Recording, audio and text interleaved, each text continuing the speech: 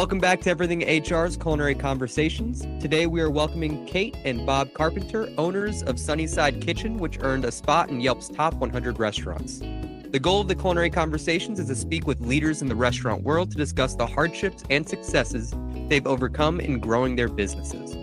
Sunnyside Kitchen is a beloved eatery located in Escondido, California, known for its award-winning breakfast and lunch offerings.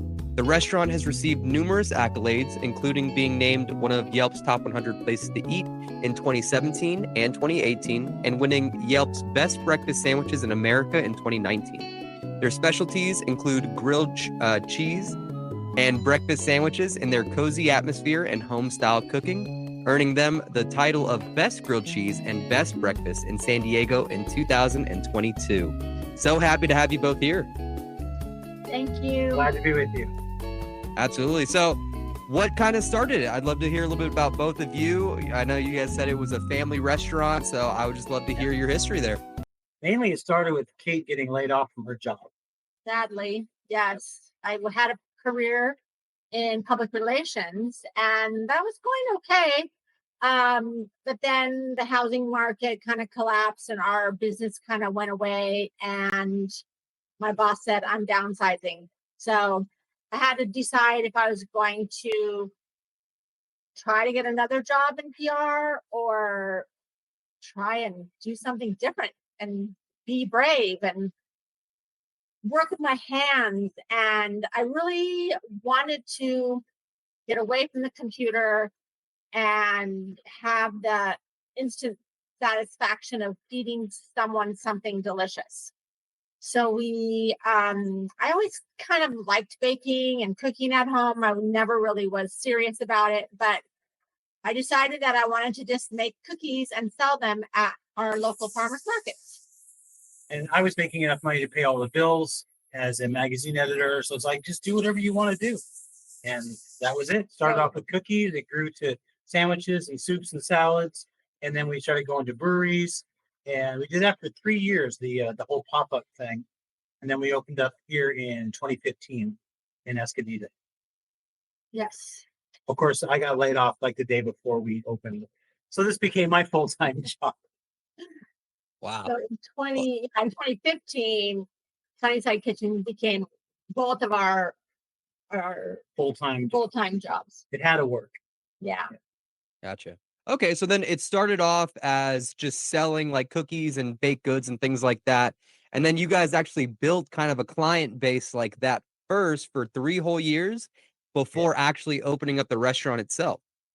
Yes. And I would say that the process, it was pretty gradual, but continuous. So the cookies, then we started making gluten-free products for people, like gluten-free muffins and I think it was gluten-free muffins.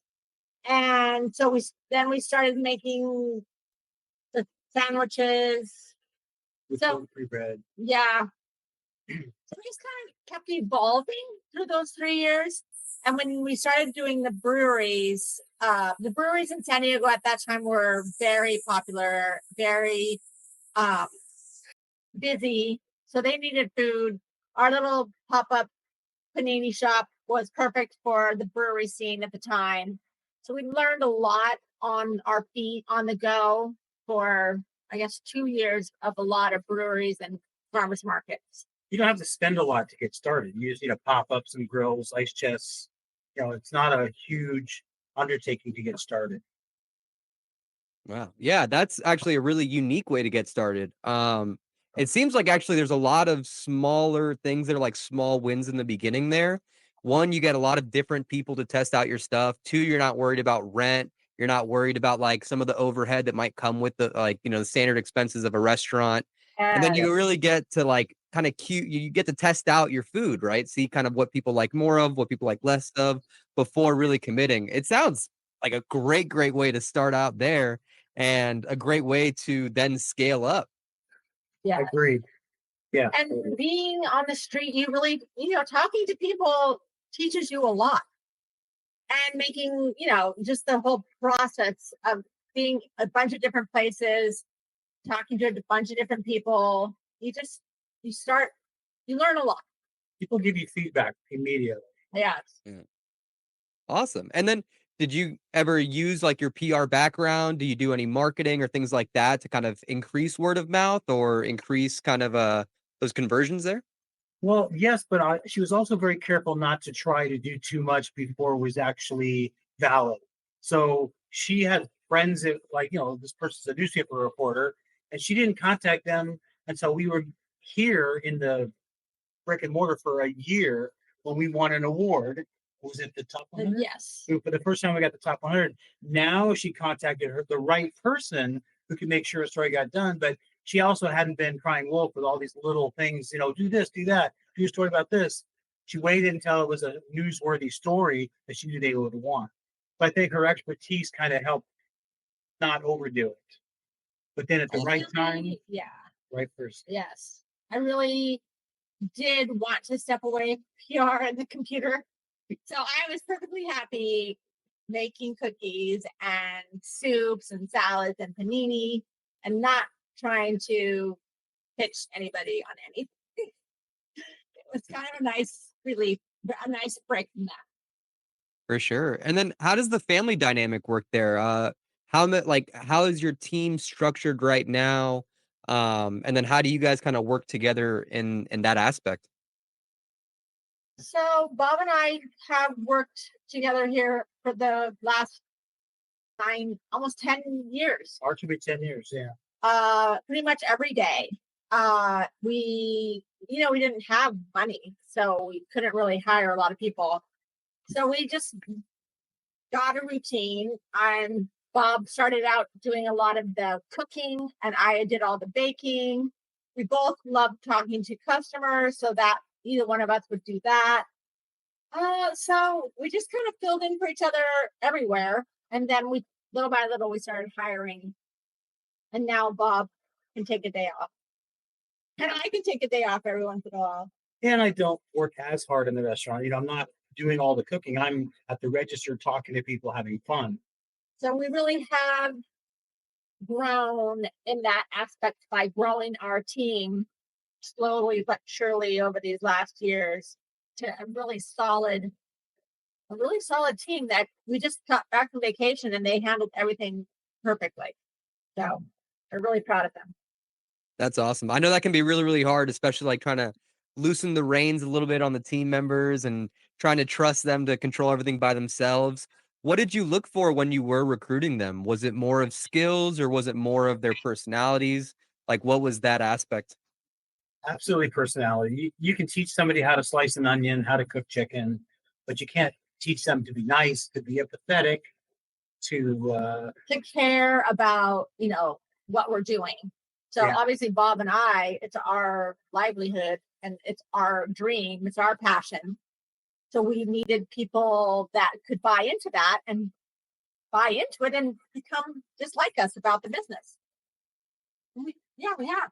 in some ways it's surprising. The crew we have right now, we've had in the past, we've taken vacations and then we've had some real disasters while we were gone. Yeah. And but things are really running very smoothly now. And they had 4 days to be open without us, and that's the longest it's ever been open without us here. And we got home and everything was exactly how it should be, and there were no issues. So I think we have learned a lot about if something's working well, nurture that and encourage that. And if something isn't working, try to discuss it as quickly as possible. Because when we first started working, we hired somebody that He told us what to do, basically. He was always right. There He was had a lot better of ideas. problems, and we just didn't. We were so we'd never bossed people around before. We'd never been the boss. Yeah. So, but over time we have learned that we need to be direct. We need to be clear. We have an employee handbook. And so we just over the years, I feel like we have learned a lot about how to nurture and encourage, and then also be ready to say goodbye sooner rather than later. Yeah. Worst thing we ever did was firing the first employee that we ever had. Yeah. But It's hard sometimes. it's like somebody once said, it's like, you tell people what they need to do, and if they're not doing it, they're telling you that they don't really care. So if they do that enough times, it's like, I guess you really don't want to work here. It's not really me saying I'm going to fire you. It's you saying this is not the right place for you. And I'm sure there's a great place for you somewhere. Yeah. So you try to Doing everyone a favor. yeah, try to keep that philosophy and to not be quite so hard on us, really. Yeah. I mean, that's a very good perspective for sure, especially in the beginning. Like firing someone is really, really tough, especially like you said, like this is kind of a newer leadership role for you. So that's a really, really different dynamic. If you have a lot of experience with managing people, creating standard operating procedures, and you go through all the steps of like knowing exactly, like how the operation should look, but jumping right into it and really learning everything firsthand, I think it gives you a unique perspective though, because you don't necessarily have all of the bad habits that like bad bosses have of being like overly strict or under strict in some situations. But that's really, really unique. I think learning it like that can be really, really hard. And it sounds like you guys found a groove to be in. Feels like it. And we do care about our team and we care about our business, of course, but we care about the people that we work with and we want them to be successful. So I think and we're a mom and pop place. So when you get hired here, I mean, if you don't like us, it's not going to work because we are the place, we are your boss. And so that's kind of tricky if you want to be in a corporation where there's very clear. Yes. But also it can be tricky having two, a husband and wife as the owners. Like, which one do you ask this question? So we try to make it clear. Kate's the boss. She makes a decision. I just work here. That's what I always say. I just work here. Yes. So that there's one voice. And I know what she's going to say generally. I know what she wants people to do, but I want them to go to her. And actually, since we now have a full-time manager, we're putting more of that on her. So I said, why don't you talk to the manager? Because she really is good at knowing what we would want to do. If there's a upset customer, she knows exactly what's. So, and she has. That's awesome. Yeah. Yeah, that's the exact dynamic that you would need to succeed. Because there is a time where you have to kind of like start trying to take a step back, and that's really, really tough.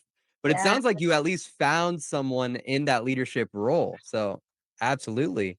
And I'm curious, what would you recommend to another mom and pop who are considering starting their own restaurant or business where they're working with their significant other?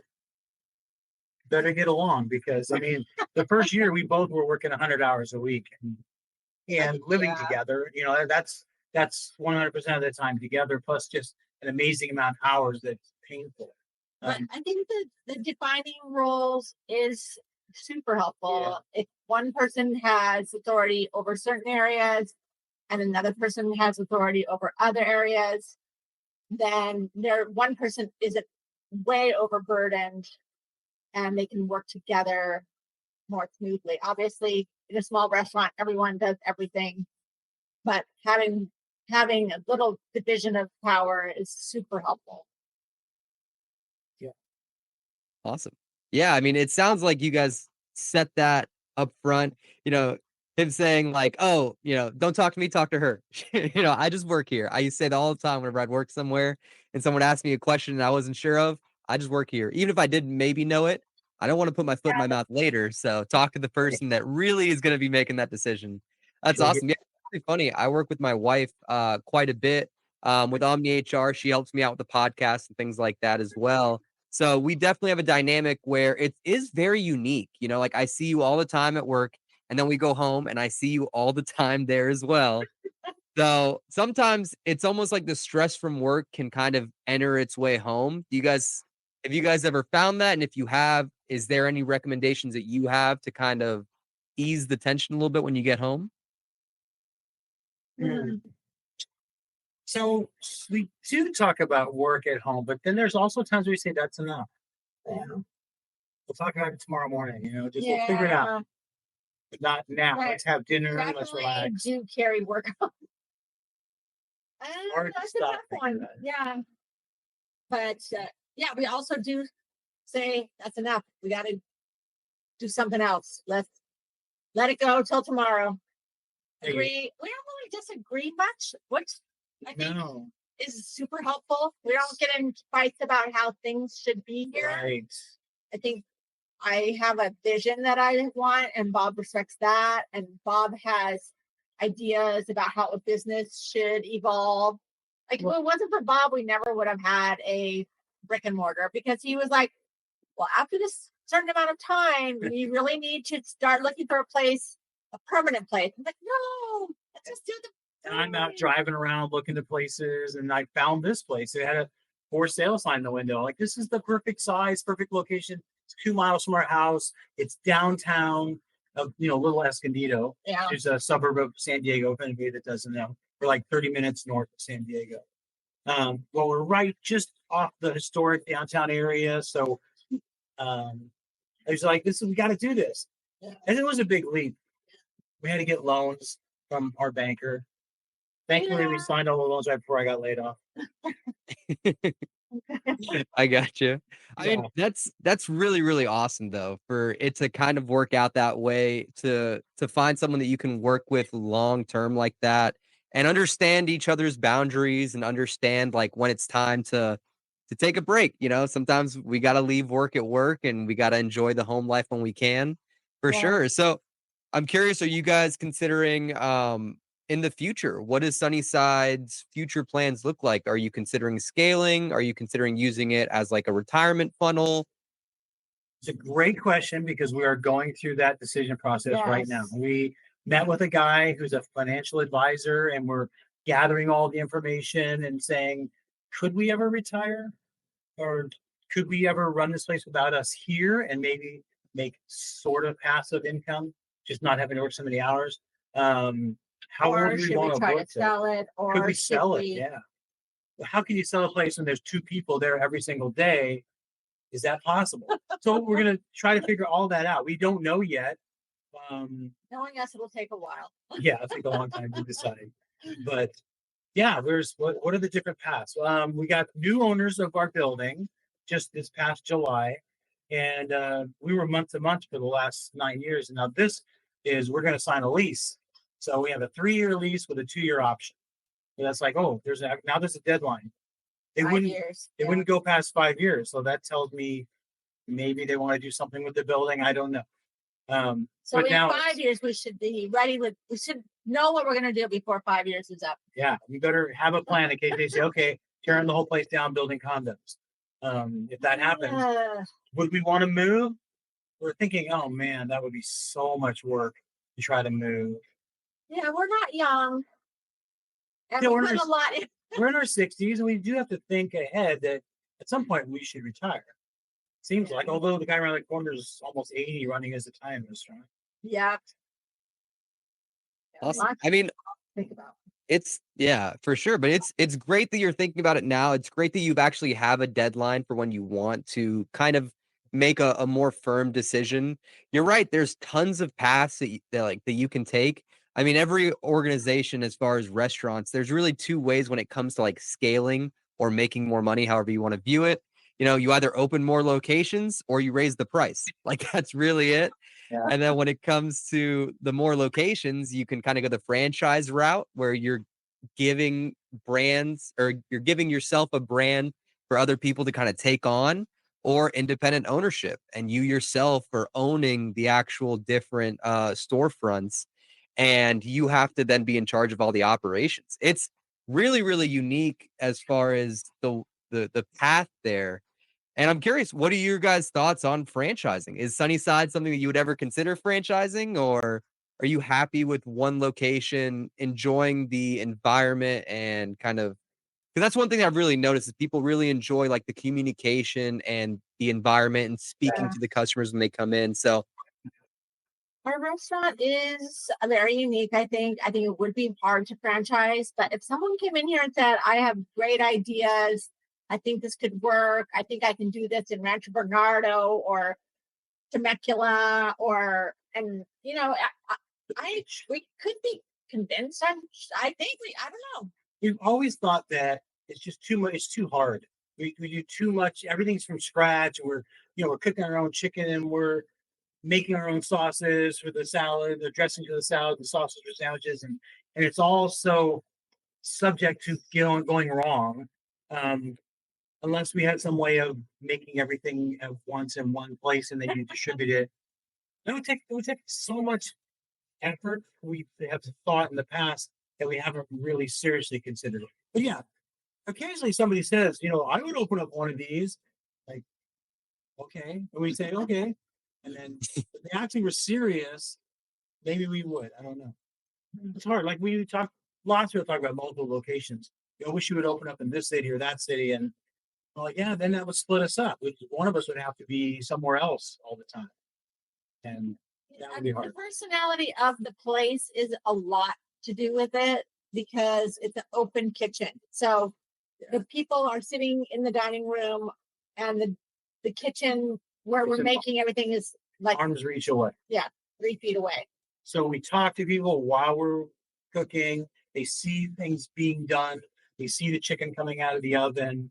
Excuse me. So obviously our personalities aren't that sparkling. I'm sure someone else could do it, but they would have to want to do that. They would have to want to be in the business and interacting with people. And I think it's a great opportunity for someone like we wanted to do.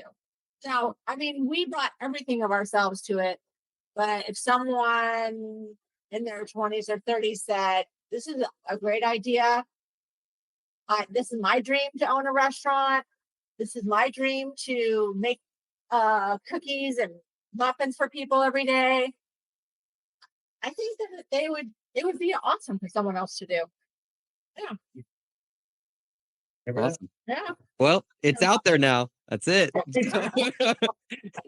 So now everyone knows. But yeah, that's awesome to have that consideration. It is a what do I want to say? Owning a restaurant is truly special. There's nothing like it, and it's like a living, breathing thing that you got every day. Yes, and it feeds you too. You feed off of your customers. When you have a successful soup, you just every day I think, oh my gosh, this is the best soup ever. I just get so much gratification. So, maybe someone wants that same thing. That's awesome. I mean, that's definitely something that people enjoy, right? Like they enjoy the conversations, they enjoy the activities that go into it. And scaling is definitely something that can be done. It's certainly a complexity to it for sure. Because one of the big things is quality. That's, I think, the biggest concern is quality. This is your baby, right? This is your brand that people perceive your organization one way. And it's really hard because you're essentially giving it to someone else to trying to trust them with that same perception, like trusting them with your name, essentially. That's tough. Like that alone is a really, really tough thing. And it really comes down to kind of the people, right? Like you have to trust the person to be able to do it, but you also have to give them the tools to make sure that they can do a good job. Right. And definitely sounds like you guys have put in the time. It's almost like that's the perfect kind of step ladder, right? The first 3 years was, testing. It was what's the food going to look like? What is kind of everything going to be like? Getting people to try it without necessarily the overhead that you're worried about. The next stage, opening that brick and mortar, testing out again, making sure that you actually have a product that you can be proud of. And then once you are proud of it, you tell it to the world. So it sounds like you guys are doing a great job as far as that step ladder, whether you tried to or not. Like in retrospect, very smart. Brilliant. Yep. That's always how it works, right? You never know you're doing the right thing when you're in it. It's always after the fact. You're like, man, I was great back then. Yeah. It's easy to forget all the things that went wrong. So. Yes, I know.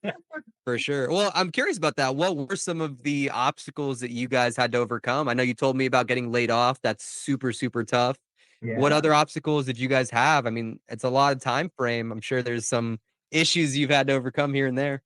in the beginning, nothing was written down. So last year, especially, we really worked hard on making sure every recipe was clearly understandable by someone who's never made it before. And it's all in a nice book now. So everything's together and it's digitally saved. So if we lose that book, we haven't lost everything. Because it used to be all handwritten notes and changes, and it was impossible for anybody else to understand what it meant. And we did the employee handbook. So we have a dress code. One time a girl caught on fire here. She was wearing these fringe jacket thing, and next thing you know, her jacket's on fire. So it was like, okay, we have to have a dress code. We actually, made T-shirts for everybody and hats, and so they look good. But yeah, it's just like, think about that. That person was wearing fringe, and we didn't even think about it. Now it's like that. As soon as they walk in with something like, nope, that's not going to work. So that's one example.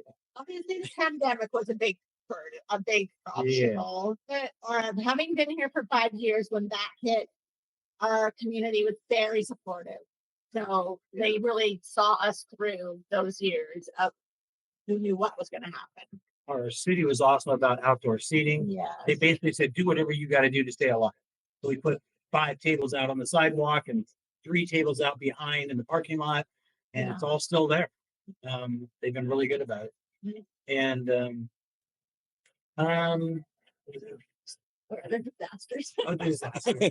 Not even that long ago, like 2 weeks ago, the door fell off the refrigerator and the hinge broke. And we're like, yeah. So, the part's going to take 4 days to get, and then the guy gets the part. He takes him 2 days to schedule an appointment. We have 6-7 days of a refrigerator with one door taped up and sealed. And, it was like, oh, what a terrible burden that was. And then it's fixed and everything's fine. But yeah, restaurants are pretty notorious for people quitting at no notice. Oh yeah. So the day before we left on vacation, a girl told us she was quitting. Yeah. Great. But she works her shifts and took care of it. There's always something. People that left here, it's every one of them has been on good terms. It's usually like, they're moving on to something else. They're becoming an EMT or a phlebotomist, or, they're moving on, they're going to go full-time to college. And so it's really, as far as we know, nobody has left here saying this is a terrible place. Yeah.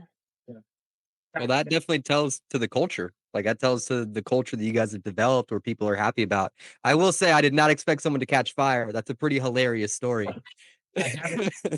Yeah, we call her the girl on fire. And she's fine. Everything's fine. I heroically ripped her jacket off of her with my bare hands and saved her life. That's my. There we go. Yeah, that should be a banner. You should put that right in the front of the restaurant. Hero. Yes. Heroes work here. Absolutely. Did you get employee of the month picture posted up? I mean, Yes. Bob, everyone. Yeah, that would be a funny joke. You just have the same person every single time. We should have that though. But we're so small. What do we have? 7, 8 people. Yeah. 4 of them are full time. Yeah, we didn't have full time people until just a couple of years ago. Yeah, we hired that one person as a manager, and then we've hired more since. Okay, awesome. Well, I mean, that's definitely a part of the operations there. So you guys are able to run with a pretty small crew then. Is it because you two take on the brunt of the work, or is it because of the hours you guys have? Like, kind of what's that structure as far as like the hours, the scheduling? We open at 6:30. So on days that I'm working, I get here at a little before 5. And I set up all the tables and chairs and umbrellas. All the outside stuff has to get set up, get everything turned on, get everything ready to go. Kate gets in 5:15-ish, and she starts doing all the baking, the muffins, the cookies, the brownies, gets all that going. And then our first crew person usually shows up. The earliest is like 6, sometimes 7. Depends on what we want. So, but to start, really, Bob and I did everything, and then we would just have people come when we thought it was going to be busy. Yeah. So we would get everything set up and made and staged, thinking what we would need, and then people would come in and help us with the register or with prep or with dishes. And then we just gradually, I guess, once things started getting busier, it was like, we need you here every day. or we need someone here every day. And so we just started adding on. It was just adding on as we thought we needed people. We never really wanted to go too fast because, of course, we didn't want to have to fire people if we got too big for our britches, or if we, things slow down and we don't need that much labor. I don't want to have to let anyone go. So we just took it slow, and now now we have a stable crew. We have a good team. And so Bob can take time off because there's 3 other people that know how to do what he does. And there's 3 other people that know what I do. So it used to be we were the only one that could do those things. Yeah. Or at least we thought we were the only one that could do those things. Right. Well, that's definitely another part of the scaling. And it sounds like that's the benefit all in all, because when you start growing organically like that, only increasing the labor based off of the actual inflow of customers, like that's exactly what is needed. So it sounds like, once again, you hit the nail on the head for her. And then when it came to the operations, it's really the same thing. Like all the stuff that you guys do in the morning for the prep and stuff like that, having kind of an operational cookbook there so that way someone else can do it. It sounds like that's like one of the big things that is kind of the next step for that, either opening another store location or maybe more hands off. So that way someone else can take over. And then it truly becomes more of just like a manager to just like an overseer. And then it becomes like a quality check. That's typically how it is. So I worked for MBR, which is a franchise. They owned like a 300 plus Domino's locations. And one of the big things there is essentially that, just an operational cookbook. Like everything is, when it came to scheduling, it was in 15-minute increments, because that's kind of how we had to measure labor. Also, everything that we did from the pre-shift, so making sure that, like you said, the ovens were turned on, making sure that all the bread and stuff was rolled up, making sure that our dough was proofing, all that had to be done up front, and they had specific times. So writing it down so that way other people can learn about it, just like your actual cookbook that you guys have digitally as well. That's it. That's what people need. And then once they have that, they know exactly what they need to do. The way that I like to see it is that the less questions someone has, the better they'll do. Like if they don't know how to do something, they'll have to ask, right? So it sounds like everything is totally, totally great. Definitely going in the right direction with absolutely everything. And I'm really curious, you guys have won so many awards. You guys have a lot of recognition. What do you think has led to that? I think everything stems from 5-star reviews on Yelp.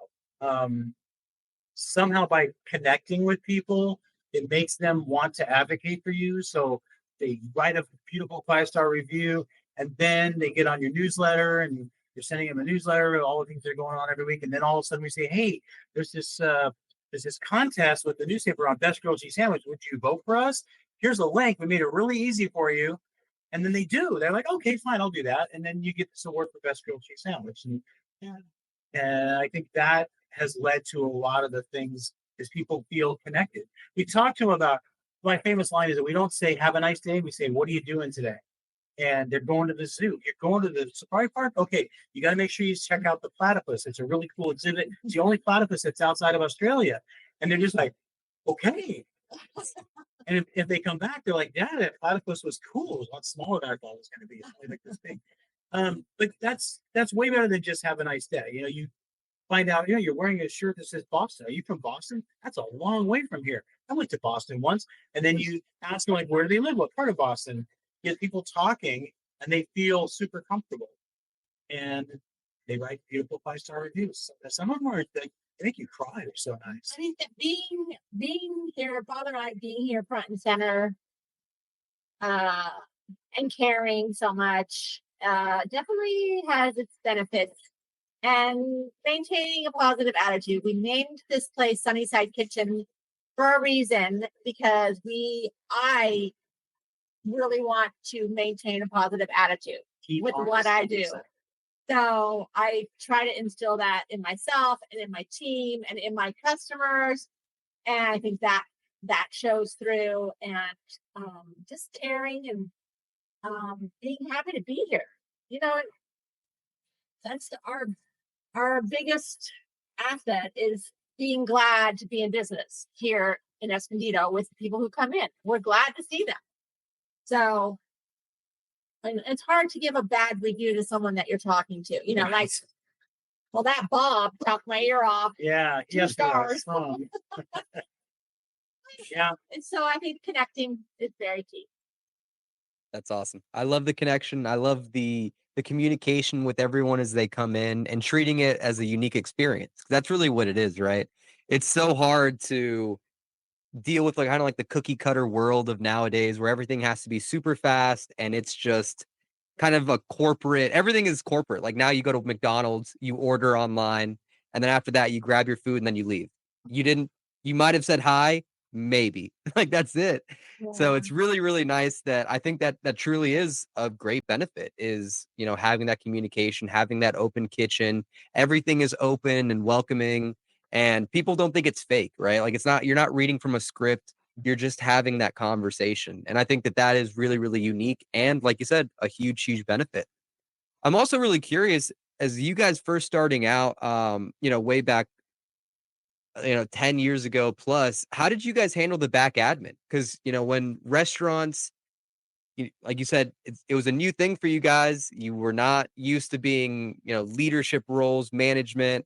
How did you guys handle like the payroll? How'd you handle the recruiting? Like that seems like a tough thing if you didn't do it beforehand. So we started out trying to do it ourselves, and we both have journalism backgrounds. We are not numbers people, and we said we're terrible at this. So we had this big huge box of receipts, and well, at first we didn't have payroll; it was just us. But then we had to do the taxes, and they were like, "Oh my gosh, we can't do this." So we hired a bookkeeper to start with, and then we hired somebody to do payroll for us. Then we hired a financial advisor who was really instrumental in helping us grow because we were like, we think we want to hire somebody full time to be a manager, but we don't know if we really can afford it. And he crunched all the numbers and said, if you do this and you do that, you can do this. And he was right. Yeah. So someone with a experience and expertise looking at trends and looking at cash flow and all that stuff. We're just like, I don't know, there's enough money to bank pay the bills. I don't know. And he looks at it for real, like, okay, this is where you're going. This is where this needs to improve. Here's your goals. So talking to experts in the areas that we're not good at has been super helpful. We had a lady come in, actually 2 people. You guys, what are you doing? What are you doing? They're interior designers, and they came in, they just sat and they just looked around for us. They're like, all this area over here, you got all these boxes. Why don't you replace those with cute little crates instead of cardboard boxes? And this area over here where you got all this junk, why don't you put out fresh fruits and vegetables so people get the idea that everything here is fresh? And it made such a difference because they know how to look at things and say, this is not pleasing to the eye. You need to change these things and line them up and have these 4 containers be the same kind of container because that's what people feel good about. I'm like, wow, it's like really changed the way it looks in here because they're experts at that. That's what they do. We have our ideas of what we think is cute, but we don't know design. So that was just another example of we definitely have benefited from many people. We had a guy come in, Albie. He had since passed, sadly. He came in and he just sat down and started eating and he started looking around and we're like, uh-oh, is he from the health department? And you go, hey, is everything okay? He goes, why are you doing that? Why are you walking across the kitchen to get ice? And your iced tea's over there, your ice is over there. And why don't you have this, and this? And we're like, who are you? And how much do you charge to help us? Turns out he was a restaurant designer. He had done that for many, many decades. Yeah. And we moved all kinds of things around to cut down on how many steps we were taking. And really made us a lot more efficient. Way more efficient. Yeah, he was great. So people want to help if you're willing to take their advice. You can't have so much of an ego that you won't listen to somebody that knows what they're talking about. True. Listen. That's definitely great advice. And it's tough to do a lot of times because a lot of times, you have an image or you have like a vision of what something's going to look like. And it's hard to, accept that, maybe take your ego down a little bit And except I can't be a professional or an expert in every single thing. I have things that I'm really good at, and other people have things that they are, exceptional at. And with that, you really collaborate and make something awesome. So that is fantastic, fantastic advice. And, restaurants right now is super, super tough. It's one of the most difficult industries to succeed in. After 5 years, 80% of restaurants actually shut down. So I'm curious, how did you guys kind of not just survive, but overcome and be as successful as you are now? We're pretty stubborn. Like, we're not going to fail. We're going to work 800 hours a week if that's what it takes. We're nowhere near that anymore, by the way. I think on the schedule you're set at 50. Yeah. I think I'm at 30, which is a dramatic change from what it used to be. But if I had to go back to 100, because if there was some reason why we had to, we would do it. Yeah. Whatever it takes, really. So the good thing about being our age is that our kids are grown up. And so this is like it's not just our full-time job, it's our life. And so, I mean, obviously we have other interests, we do other things, but we put ourselves into this 100%. So not having something else was super helpful because we could just put everything into it for 5, 6, 7 years. Yeah. If you count the farmers market, Yeah. 12. So giving it our all is a lot of it. We still really love it. We love talking to people. We love making food. I mean, just today, a guy who owns a restaurant in another town came by for the first time, and they make sandwiches. And he said, "Your sandwiches are way better than ours." I was like, I think you feel really good. It's like, I haven't had his sandwiches yet. We'll definitely head over We there. definitely will. We do also kind of do a lot of collab type stuff. We promote other restaurants in our newsletter and on Facebook. We share. Somebody says they got some new thing, we share it on our Facebook and try to help like all boats rise.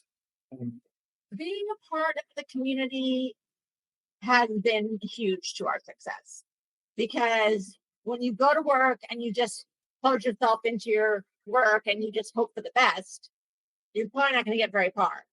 But because we knew we had to reach out, we reached out to our local downtown business association and the Chamber of Commerce. We volunteered ourselves and our food at a lot of different events so that we could get to know people and they got to know us. And they're supporting us because we're supporting them. Bob does a newsletter every week. He promotes other businesses, other restaurants. Escondido in general is kind of our favorite topic. And then Sunnyside.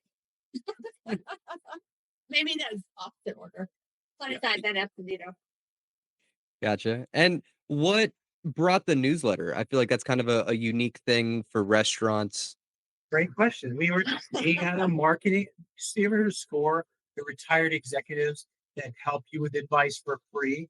We got an advisor, and he said you should start collecting email addresses. And I'm like, we didn't know why. He said, think about it like everyone you collect is worth $5. Like, okay. So we started collecting email addresses and collecting.